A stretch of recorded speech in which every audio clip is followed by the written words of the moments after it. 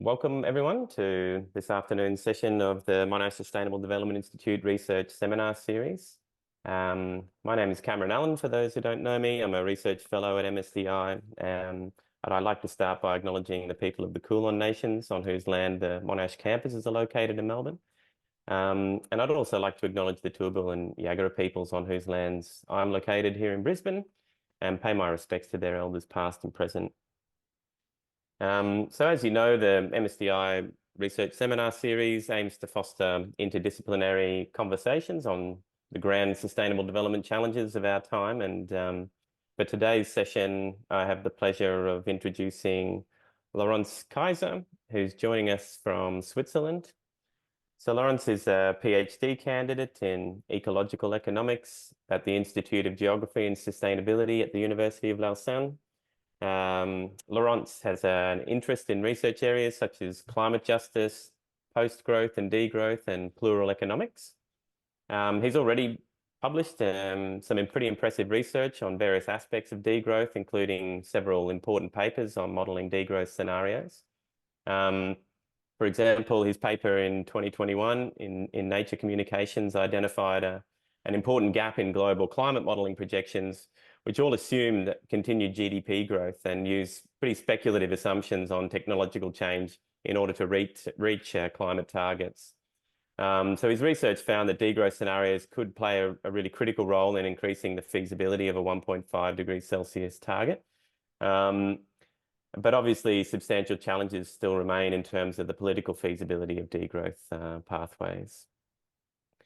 So today, Lorenz will be talking about a related topic, which is based on his more recent work on reviewing economic growth imperatives. It's a great topic, and I'm very much looking forward to hearing more insights from his research. So we are recording the session today, and there'll be plenty of time, I'm sure, at the end for questions after the session. So feel free to put them in the chat or raise your hand after the presentation. We still have a few more people jumping on, but I'll now hand the floor to you, Laurence, and you can begin your presentation. Thank you very much, Cameron, and also again, thanks a lot for the invitation and the interest in my work. And yeah, I will just share my screen. Practice this so it should work. Okay, you should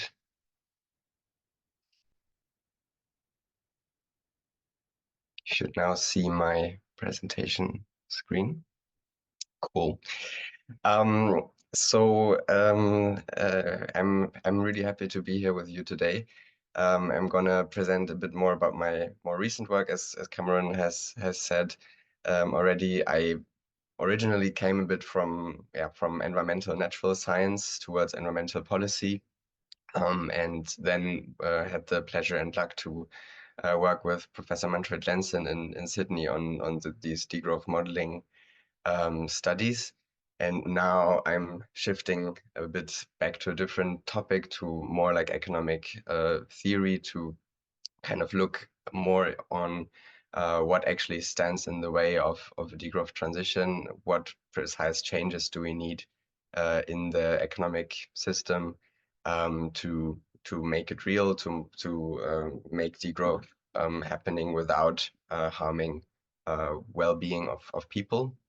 And that's sort of exactly where the topic of economic growth imperatives comes in, as I will explain a bit later. I will talk today a bit more about a literature review I'm currently working on the wealth of theories that exist on economic growth imperatives.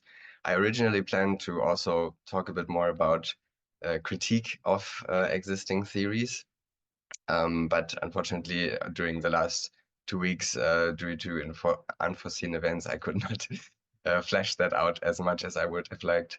So I will focus on the review part, and I hope it's still interesting for you. I structured that talk in different parts. First, I will explain, obviously, okay, what is growth, what are growth imperatives, why is that interesting to me, and also why do we need a review of that. because there is already some work on that, obviously. Then I will quickly explain my approach to that review, some preliminary results. This is all ongoing work, which is not yet published. Um, and then some discussions and implications of that work that can maybe, also again exemplify why this is an important topic with what are the implications of that, and then some outlook on next steps. Yeah, and then I really look forward to your questions and to the discussion, to any thoughts you might have, any feedback. That's greatly appreciated. Okay, so let's dive right in. I mean, you probably know already a bit about degrowth and growth and why that's sort of a divisive or controversial topic. In my work, I basically start from the premise that economic growth is empirically linked strongly to ecological crisis. And yeah, with Tommy Wiedmann, we published a paper in 2020 on this, which reviewed a bit the literature. And yeah, empirically, I think it's pretty strong, the correlation between the two. Here, it's indexed to 1990, the global GDP in orange and global material footprint in purple, and the green dotted line, global CO2 of fossil fuel emissions and industry. And you see there's like there's no decoupling whatsoever between the material footprint and GDP, and a tight and only a relative decoupling on a global level with CO2 emissions. If we look at the country level, it's a bit more positive. There are some countries which have decoupled CO2 emissions, even if you account for imports and exports, consumption-based carbon emissions with GDP. But this decoupling has been extremely slow and not at all sufficient for 1.5 or 2 degrees climate goals. And it was also aided by sluggish GDP growth after the last financial crisis. This is like the past picture. What about the future? We had a recent paper with Mengyu Li and also Manfred Lenzen et al. In 2023. And now just, I think 1 or 2 weeks ago, another with Jarmo Kikstra on modeling degrowth for Australia. Maybe after the presentation, I can post the links in the chat, which basically looked at what are the challenges to the clean energy transition if we include degrowth scenarios. And on the left here, this is just a schematic from this paper from Mengyu Li, which looks at the challenges basically on renewable energy, negative emissions, energy efficiency in a common climate mitigation logic, which includes a lot of economic growth. And on the right side, the degrowth logic. And on the left, you see that a lot of this aggregate service growth in blue here needs to be overcompensated by a huge change in energy efficiency, negative emissions, and renewable energy, which then has higher concerns for feasibility, which is this shading. And the degrowth logic basically reduces the challenges to these levers massively, and also the kind of feasibility concerns by reducing the growth and hence reducing the compensation needed by those other 3 levers. And this research basically via modeling with the integrated assessment model confirmed this logic. Of course, there are other challenges which we will talk about now.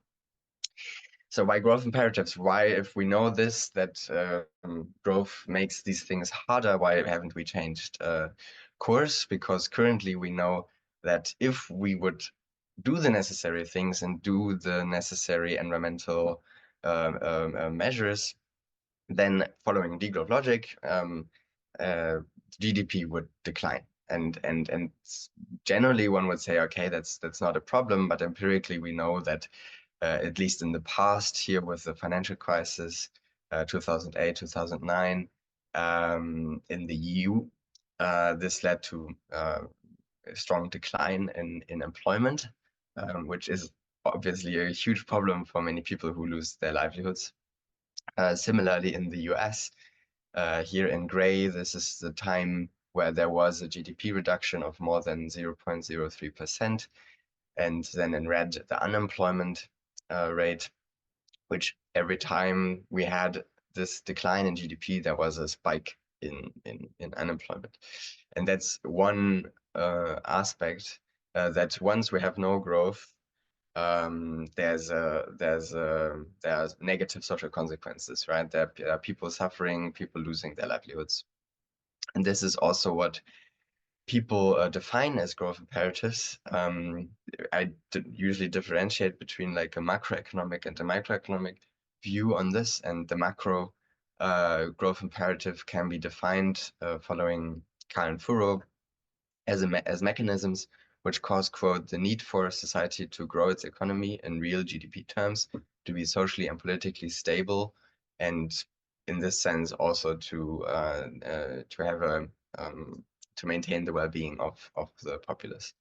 And the microeconomic pendant is one can use Richter's and Simonite's definition, which are exterior conditions that make it necessary for an agent, such as an individual, firm, or state, to increase their economic efforts as to avoid existential consequences for this agent. And then they define economic efforts depending on the agent. For instance, with firm, it's net investments, or individuals, increased consumption, or states, increased state spending. So the commonality between these definitions, I underline that growth imperatives are mechanisms which cause strong negative or existential social consequences for a group of agents in the absence of economic growth, either on the micro level, for instance, if a firm does not grow, or on the macro level, if the whole economy does not grow. Why does it need another review? We already have some literature on this. I cited already one. Richters and Simonite is a relatively recent review. First of all, I want to highlight that there are theoretical conflicts. So some authors, they focus, for instance, on the role of cheap resources and cheap energy in causing growth imperatives. I will explain this later a bit more. Others on private firm ownership, sort of the capitalist class. Others even more fundamentally on the fundamental workings of any market economy or monetary, dominantly monetary economy. Then former reviews are partial, I believe. That's my argument, at least. There's no clear methodology on which literature was included, how, what are the criteria, what the time spans, etc. And hence, I believe there's also some missing references. Also, obviously, the newer references, which couldn't be included due to the time span. And then there's a lack of focus on really carving out and examining these theoretical contradictions and conflicts between the theories. So it's often basically saying what there is, and then there's a proposal for an own understanding of growth imperatives. But there's not really a focus on what are the conflicts and maybe where do they come from, and what are the major topics of conflict, where does it need more research. Yet all of this, I think, has strong implications for the vision of a degrowth and post-growth society, and also the strategy, how we need to get there, basically, because obviously depending on which theory we think is right, we will change different things in the economic system, and we will have a different understanding of how to get there. So what did I do? Basically, I asked the research question, okay, which clusters of theories of growth imperatives exist? What are the major groups of theories and what are their theoretical contradictions. And I used the narrative review approach from Sobakul et al., which is not a systematic literature review, but which basically tries to combine the advantage of a non-systematic literature review by being more feasible in time, and also allowing for a bit more depth for looking at the theories with a structured search in databases, which is supposed to reduce the weaknesses of that approach. So to give it still a certain degree of width and systematicity. So I have basically first a pool 1 of literature, which is a literature sample of existing reviews and treatments. Then I go from there looking at the citations and references of those publications, and then I add a structured search in literature databases. And all in all, I basically then aim to only include papers and publications which add something to the review which have not yet been included, which add new mechanisms. And at the moment, I'm at 42 publications that I include, and over 200 that I looked at in more detail. Then I extract sort of the mechanism that the publication proposes for the growth imperative. And there I really use a wide definition. So I don't really assess whether the mechanism is actually proposing an existential consequence. I accept any negative social consequence, even if people might feel a bit unhappy without growth. That's sort of still included. And then I cluster those mechanisms under shared themes, and then in the next step carve out the conflicts around shared subjects. So some preliminary results so far. Until now I have 60 proposed mechanisms for growth imperatives from those 42 references. And I clustered them so far in 17 clusters. This is all subject to change. I think there's still some condensation I can do. But yeah, just for so far.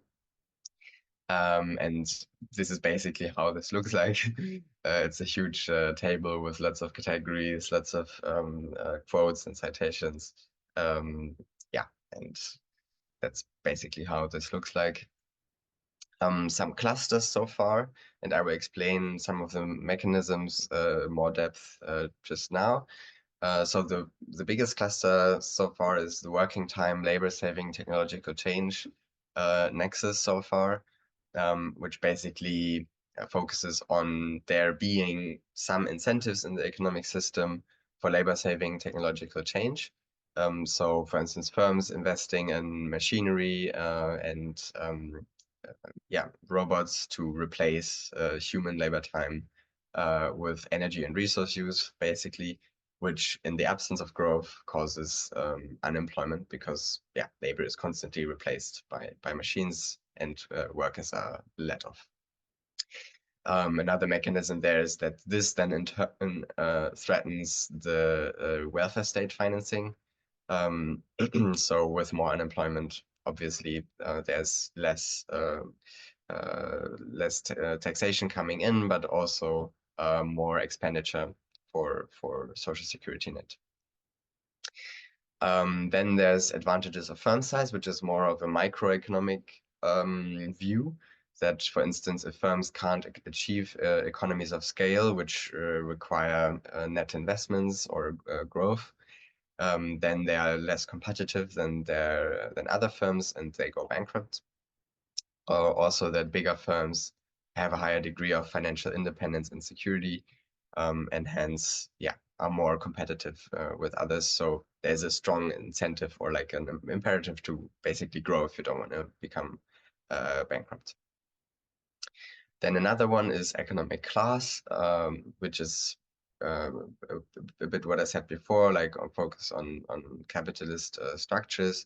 There's a view on income and wealth inequality that once you have a certain degree of income and wealth inequality, this basically snowballs and there are positive feedback loops which increase this inequality, which in a non-growing system basically means that a group of people takes away from others, with which leads over time to deprivation of that poorer group in the absence of macroeconomic growth. And then there's also the view on private accumulation, preventing working time reductions. So if the economy is not growing, private owners will still want to accumulate, whereas workers could reduce sort of their working times to compensate for the productivity increases. So it's again a distribution issue of where the productivity increases go. Do they go to private accumulation or to working time reductions? Then another big topic is consumerist culture, where there's positional competition, where people on a microeconomic level, they need to increase their consumption relative to others to maintain their social status. And if they don't do that, then they fall back in the social status race via positional good consumption, which signal social status, like a big car, a big house, etc. And yeah, that's another mechanism. And then there's identity consumption, which basically means that people identify super strongly with innovative new products. And if there's no growth on a macroeconomic level, then a substantial part of the population will not be able to satisfy this craving for new and identity-giving products, which then leads to unhappiness or some degree of suffering, I guess. And lastly, accumulation, which is more of a fundamental fundamental mechanism. There are people who propose that if there's any degree of accumulation by any actor in the economic system, which continuously accumulates assets, then this will lead on a macroeconomic level without growth to instability. And because in a non-growing system, if anyone accumulates, this means taking away from others. And another one, last one, is accumulation of interest revenues, which is a big discussion, whether interest bearing debt creates a growth imperative. And those people focus a lot on the accumulation of those interest revenues, which are not spent back into the economic cycle and hence cause instability and overwhelming debt and the connected issues of deprivation and poverty. So to say a bit more about those mechanisms, focusing on Richter's and Simonite, I think I explained this a bit already. Basically, on the right side, we see the consequences without growth, and on the left side is more the mechanism which causes that. If we have cheap and abundant resources, then firms and workers have an incentive for labor-saving investments to replace labor by machines. Interestingly, they make this point also for workers. So workers compete with each other in the labor market. And if you have the revenues, if you have the money to invest in time-saving machinery like cars and washing machines and smartphones, etc., then this will give you some degree of a competitive advantage, or at least more free time to recover from your work and more flexibility in your daily life. So there is an economic aspect to that as well. And then on a micro level, this yields a competitive disadvantage without growth. So if we have those incentives, if people don't invest, if firms don't invest, then they are in a competitive disadvantage. And on a macroeconomic level, as I explained, this leads to unemployment without growth. Stefan Lange focuses on the private firm ownership, which he sees as directly causing incentives to accumulate profits for capital owners, because it's a dynamic of power. And on a microeconomic level, this leads to incentives to dismiss workers if it increases profits and net savings for the capitalists. But obviously, this is causes unemployment on a macroeconomic level and instability as well, because there's continuous accumulation by some agents. Then a bit more fundamental, Andreas Exner and Anitra Nelson, who's also an Australian degrowth author, focus much more on the role of monetary market economy, which they see as inherently through the functioning of any market economy, leading to dynamics of competition and uncertainty and structural distrust, which leads to dynamics of accumulation for any actor to insure themselves against this uncertainty in those dynamics of competition.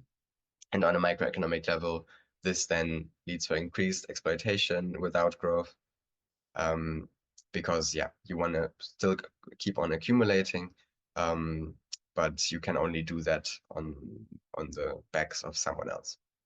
And on a macroeconomic level as well, via this dynamic to unemployment and instability, also of the value of the currency, for instance, without growth. So you already see, okay, they're very different focuses here, and some are a lot more far-reaching than others. Some more examples. The full-time work model is another big mechanism which gets named a lot. So if we don't have this reduction in working time, if we all work full-time, then unemployment without growth will arise, as working times are not reduced with productivity gains, with these labor productivity gains, as I mentioned before. So this is the solution to this is obviously the working time reduction that is discussed a lot in the degrowth literature. And lastly, economies of scale, I already mentioned that a bit, leading to incentives to net invest, competitive disadvantages, and unemployment without growth, because it also overlaps with labor productivity. And lastly, this accumulation mechanism, if there are non-zero net savings, if some actor continuously accumulates, then this leads to instability, inequality, and unemployment without growth. Cool. So this is some examples of mechanisms that I extracted from the literature. This is very simplified. I didn't mention a few aspects that make it more complex, but this is just to give you an image of where this approximately goes, and some examples of how these mechanisms for growth imperatives look like, and also how they roughly differ. There are much more other groups which focus on the state, or also just on ideology, on like believing growth is really good, that I didn't mention. But yeah, hopefully that paper will be published at some point, and then you can read in all of the different groups. So regarding the conflicts, so my preliminary result is that the primary contradictions, the biggest contradictions concern the role of the market economy, money, the state, and firm structure and ownership. So some authors really see absolutely no problem with private firm ownership, or the state being dependent on growth, or the market economy. I think these are sort of the primary conflicts that some think they are structurally subject to an imperative of growth or not. And so these are then questions like, is a stable, sustainable, just, and non-growing market economy possible that delivers well-being for the people? Is the state subject to a growth imperative? Is private firm ownership causing a growth imperative? And obviously, depending on how you answer those questions, the implications are vastly different, and also the challenges, I guess, to the transformation are very different.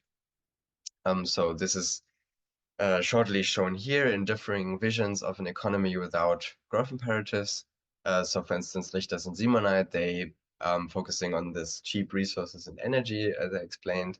They basically maintain all the major structures of the current economic system, but adding some degree of redistribution and cap and trade systems for energy and resources, as has been proposed for a long time by proponents such as Herman Daly. So this is, I would argue, is basically a more or less a standard vision of a steady state economy. Steffen Lange focuses a lot more on the private ownership of firms. So his solution to this is cooperatives, basically worker ownership. I mean, there are already lots of cooperatives around. He basically proposes to generalize that, plus the measures proposed by Richters and Simonite. So also the resource taxes and cap and trade, and working time reductions, but also fundamentally the ownership change. And then there are authors like Andreas Exner and Anitra Nelson, who basically say that also the state and also the monetary market economy are subject to growth imperatives. So you basically would need a system based on federation of cooperatives in some non-market system with more direct distribution according to need of products. So again, very fundamental differences, I believe. Now to the discussion. I believe that a wide review, which really tries to include the diversity of what is there, even if it's partly just very few authors proposing some views, is the basis for a solid assessment of the theory's merit in turn. So we really need to cover, the major differences, the major clusters of what is there. And depending on who is more correct in their theory of growth imperatives, this can have strong implications for vision and strategy of the degrowth movement. And some proposed changes could be ineffective in overcoming growth imperatives, while others could be more radical and more difficult than necessary.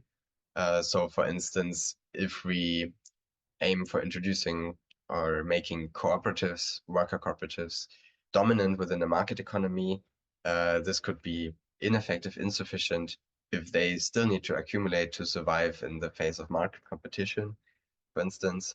And on the other hand, if growth imperatives are caused actually by only cheap resources and energy, and all we need to do is make those more scarce and more expensive, then more or less abolishing the market economy and money would clearly be unnecessarily and overly complicated. Also in the light of the pressing time that we have to address climate change and other ecological crises we are in. Cool, what comes next? Now I'm still working on the clustering and carving out of conflicts. I collected all the literature, I think, so far. And now it's more about finding clusters that make sense and carving out conflicts between them. And then in the next papers, in the next two papers, I plan on examining those conflicts more closely, and as I said, develop a critique of existing theories. And I'm thinking we need more also empirical research on this, which maybe looks at historical examples of different regions, different economic systems under different conditions, to try to try to get a grasp of which of those mechanisms are actually active and which not. And then in the last paper, I would like to assess political and strategic implications a bit more closely. Cool. I think this was it. These are the references I cited throughout. I also sent Cameron the PDF, so you can have a closer look on that. And yeah, thank you very much for your attention, and I look forward to any questions and feedback and criticism, whatever you have on your minds. Thank you very much.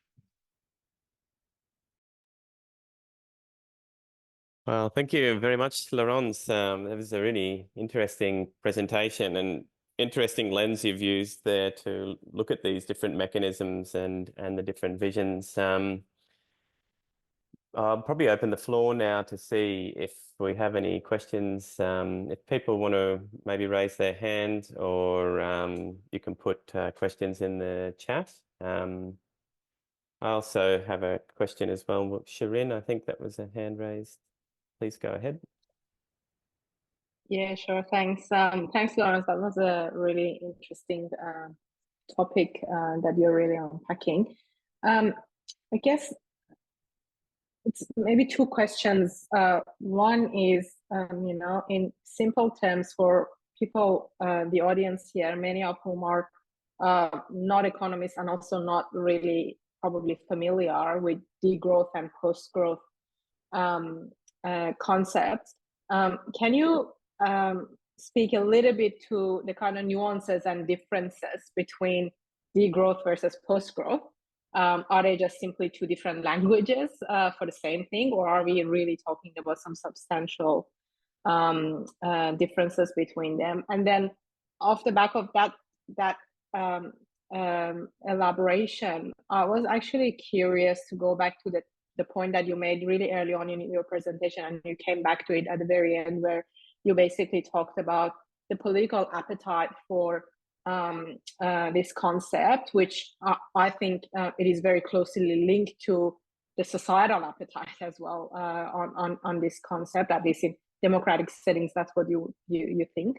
And really also understand if there are any differences between degrowth versus post-growth in the way public and politicians really perceive this and react to it. Is there one that is probably more appealing?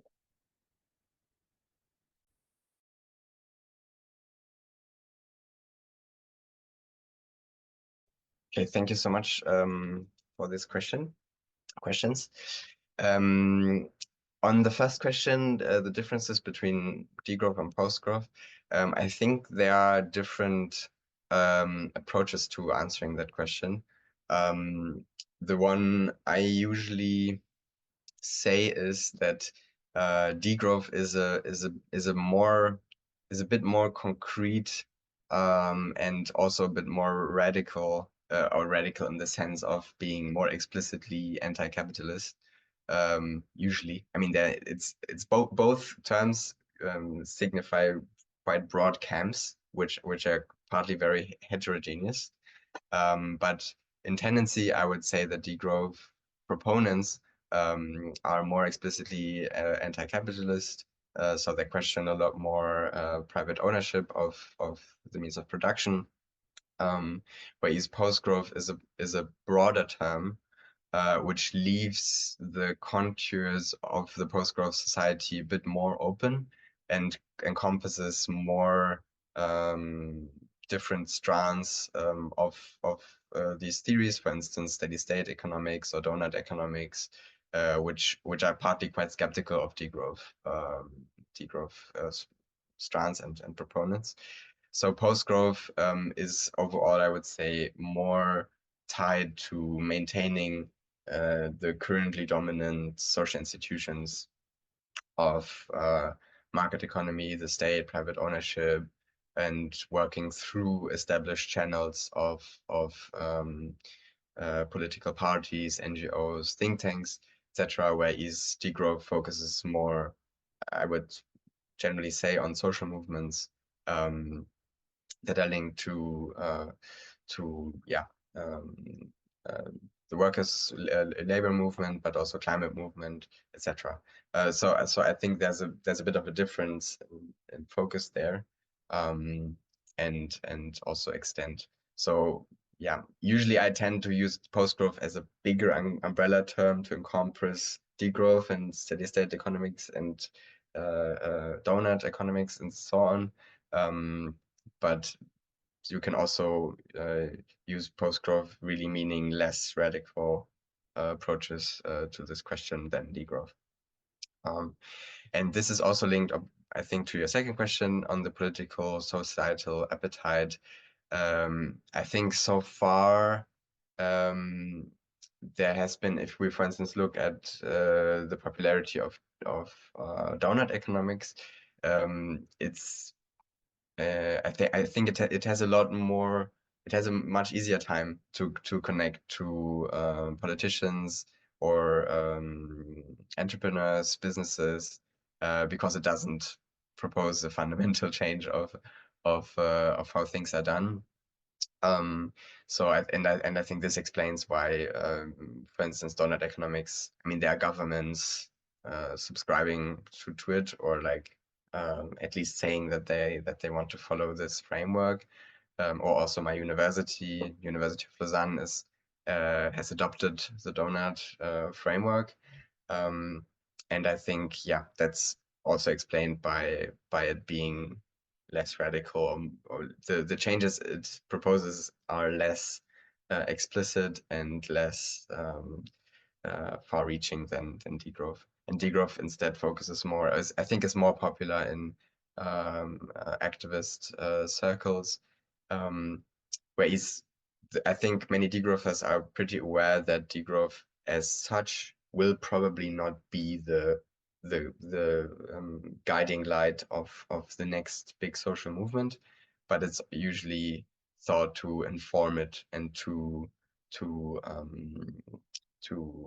be an important part of it, but not really the guiding concept, because it's easily misunderstood and maybe not the most attractive term for public communication.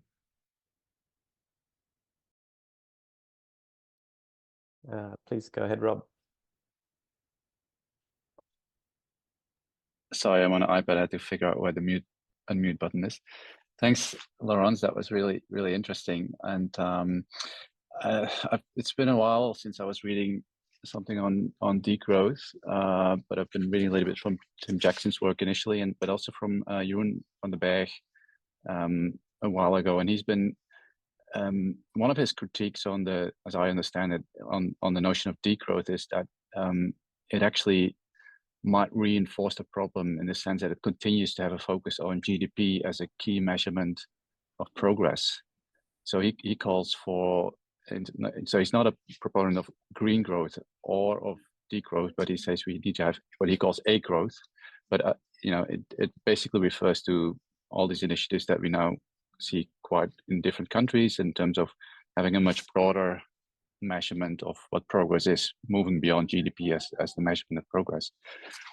Could you reflect on that? What's your view on that critique on degrowth?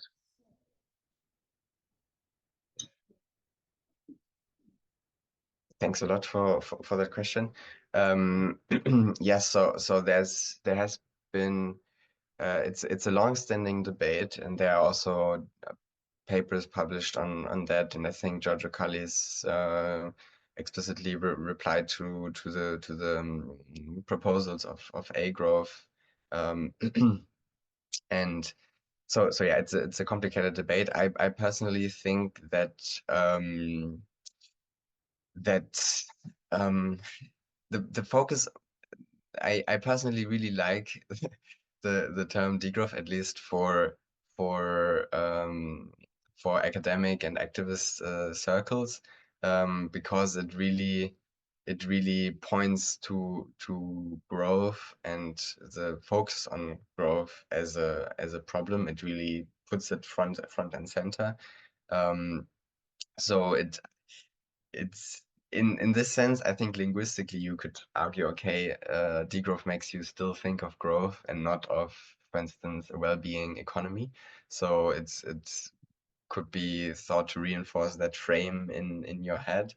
But at least for scientific and activist circles, I think it's useful because it can really it really puts the finger on growth very explicitly, which is not the case, for instance, with well-being economy.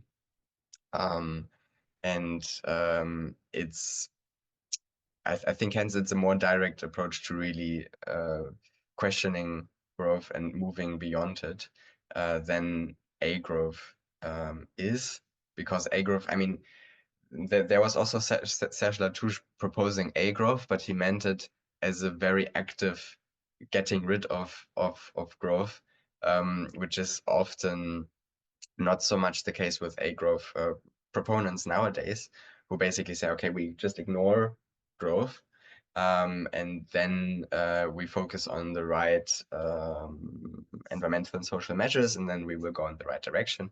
Whereas degrowth says, okay, growth is really a ruling ideology, basically a huge ideology, and as well which justifies the current power structures, basically. And it takes a lot more to get rid of it than simply ignoring it. Like we really need to, and then also comes into play the discussion of growth imperatives. Now, like why actually can't we just ignore it and move beyond it? So we really need to actively address it and struggle against it, and we cannot simply ignore it. And I think this is better conveyed by degrowth as a term, because this D from like decolonization or other terms like this, they really emphasize this active act of yeah. In the French, it's maybe more clear with décroissance, which can also be read as décroire, to de-believe, basically. And this is an active act. So yeah, I think that's better conveyed. Thanks. I got a few more questions, but I'm happy to give Paris and Tommy a chance on others. Well, we might come back to you, Rob, if we have time. So I'll start with Tommy. Thank you, Cameron. Hi, Lorenz. Hi, everyone. Great to see you. Finally, we published a paper together, but we never met in person. So it's great to be here and talk to you. My computer is currently overheating. It must be because this is such a hot topic. I hope I stay online and you can hear me. You have presented the growth imperatives, I think, mostly from an economic perspective, so macroeconomics, microeconomics. I'm wondering whether there is another push factor as well, which is power. You mentioned that, and geopolitics. Because if you are a G7 nation or a G20 nation, then this is because of your GDP. And if you degrow, then you're out of the club and you might not longer be a member of that prestigious club. And I think this is also a reason, one more reason why states really and nations want to grow. Have you come across this in the literature? And maybe also, could you just a little bit say whether you found something specifically on autocratic states like China, for example? I mean, their state policy has been to grow, as fast as possible. Is there any difference to Western countries, or is it just really the same? Are these the same reasons in China than in the US or in Europe? Thanks. Thank you so much, Tommy, and I'm also very happy to see you. Yeah, so thanks a lot for these great questions. In retrospect, I probably should have put more on this in my presentation, but I totally agree with this. I focused a lot on economic perspectives because they are very prevalent in the literature. But there are some theories which look a lot at power and also the role of the state in needing GDP growth in order to secure its power, also military-wise, which I guess is also very relevant nowadays again. So there are theories which look at this more from a power and domination perspective, also militarily and not only economically. One of those is by Alan Carter, which is a fantastic book, I think, which I think who focuses a lot on the role of growth in yeah, pushing this competition of states and the being necessary for a state to defend against the incursion of other states. So this I didn't mention, but I will include it in the review for sure. And there are other people who really directly propose growth as basically being equivalent to power on all levels, like be it as an individual or firm or state. So which makes it necessary in this competition for basically domination. And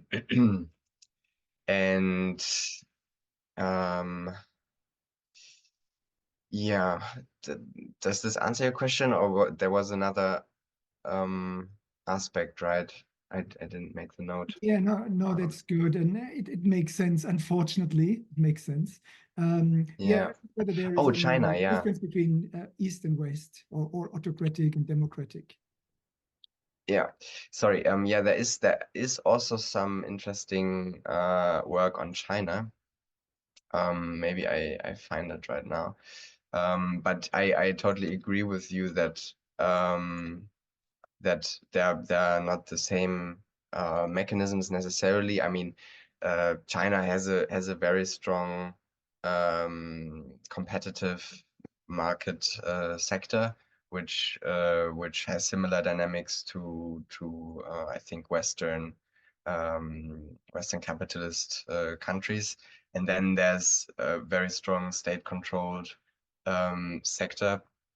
And I mean, this is an interesting question. I think on the one hand, you can argue that via the world market, this has equally strong competitive dynamics than like if you only have many small firms competing in a market, then if you have big state firms competing on the world market, that's also a strong competitive dynamic, which one can argue leads to these growth imperatives.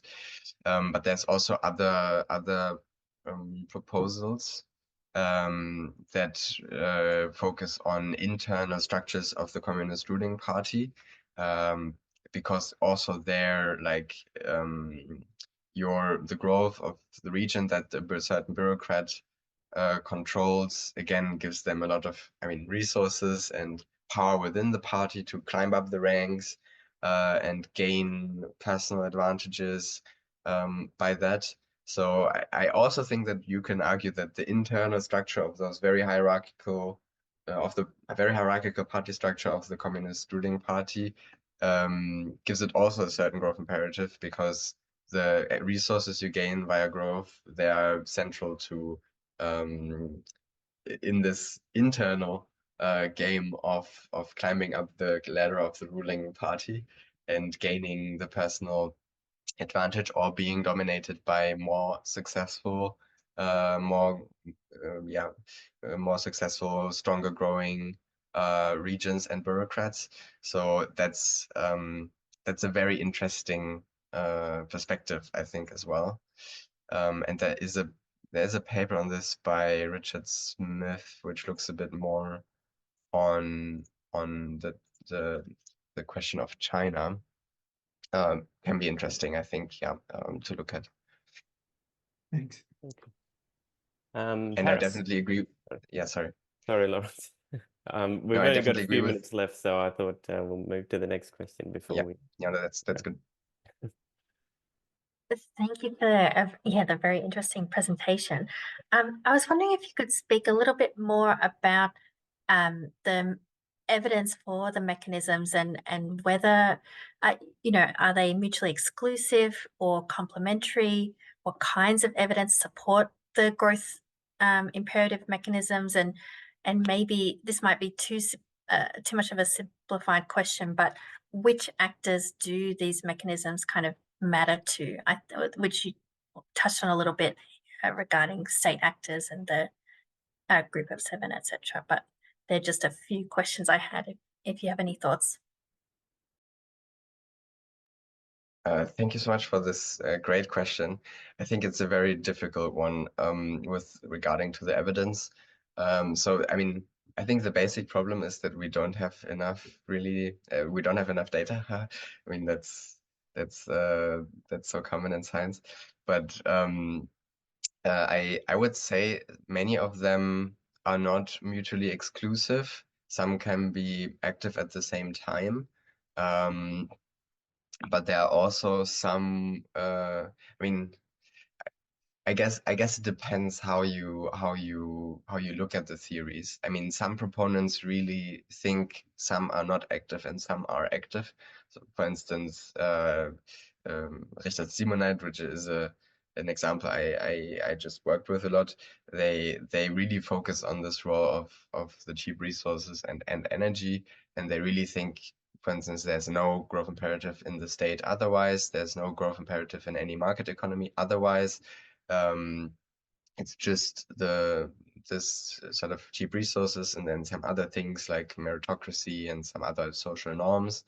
But I think there you can maybe argue with evidence that you look at. I mean, that's something I really need to do more work on, and I would have liked to talk a bit more about this today. But yeah, it is a too complex topic for that for now. I think one needs to look at more, for instance, phases of capitalism before the discovery of fossil fuels, or different economic systems such as Yugoslavian socialism, Soviet Union, Maoist China, Cuba as well, where some elements of theories might be overcome.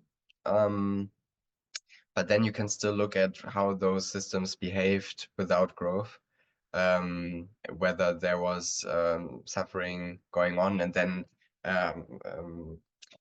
theorize about whether this was because of a certain mechanism being active or not active. But I mean I agree that there's a high degree of uncertainty in that, and you can only go that far. So I think there needs to be a lot more research on that on the one hand, but also more data. And in the end, you need to. I mean, it's always hard to make real life experiments, I guess. But yeah, I think there's only so far we can go in that sense. But I think there needs to be more work done with these historical periods, which were exceptional, or which were different in certain respects. And then one can maybe have a bit of a more robust view about which mechanisms are active. Or also, as I said, China right now is an interesting example. Japan could also be an interesting one, which has experienced very low growth rates for a long time. There is being work done on that example, for instance. But yeah, it's a difficult question with the evidence. And your last question on which actors do these mechanisms matter to? I mean, this depends a lot on the mechanism. I would say overall, it really matters most to the least powerful groups in society, because those are most likely to suffer deprivation without growth. I think, and this specifically concerns like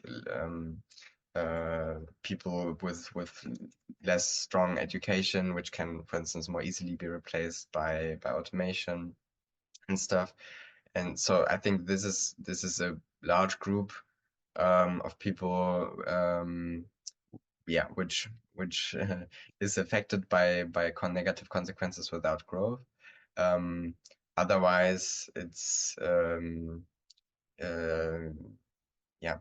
state governments, social movements who really want to change these systems, but also firms. There are some firms, for instance, who really do not want to grow, who are in certain niche markets with a very stable customership, with very specialized products, with very few, very little competition. that's also something that that is being researched. These are also some actors which are which this could be of interest to, or which these mechanisms matter to, maybe. But yeah, I hope I understood your question correctly.